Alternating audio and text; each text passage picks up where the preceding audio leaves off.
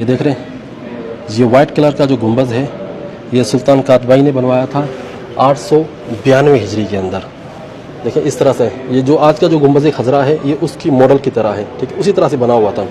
फिर उसके बाद जो है सल्तनत उस्मानिया जब आई 1253 हिजरी के अंदर ये जो गुंबद बना हुआ है ये सुल्तान कातबाई ने बनाया था, वाइट कलर इसके ऊपर जो है चढ़वाया था उन्होंने। फिर उसके बाद इसी गुंबद की जो है ना दोबारा मरम्मत करवाई थी सुल्तान अब्दुल हमीद ने।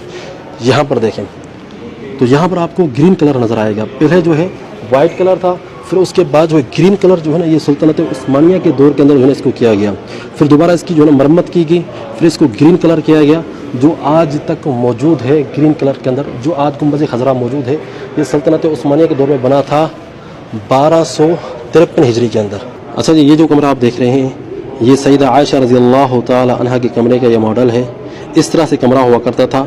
और ये जो सरीर है, ये जो बेड है, ये वो मकाम है जहाँ पर नबी करीम सल्लल्लाहु अलैहि वसल्लम आराम फरमाया करते थे। आप सल्लल्लाहु अलैहि वसल्लम की वफ़ात जो है इसी बेड वाली जगह पर हुई, तो यहाँ पर कब्र खोदी गई और इसी मकाम पर जो है नबी करीम सल्लल्लाहु अलैहि वसल्लम का जो जनाज़ा वगैरह जो तैयार किया गया।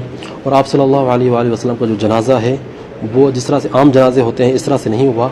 सहाबा कराम ग्रुप की शक्ल में आते नबी सल्लल्लाहु अलैहि वसल्लम के पास और दुरूद सलाम पढ़ते और चले जाते। कुछ लोग जो है ना अकेले अकेले भी आते, एक एक कर भी आते, कुछ मजमूए के तौर पे भी आते और नबी सल्लल्लाहु अलैहि वसल्लम के ऊपर सलाम पढ़ कर चले जाते हैं।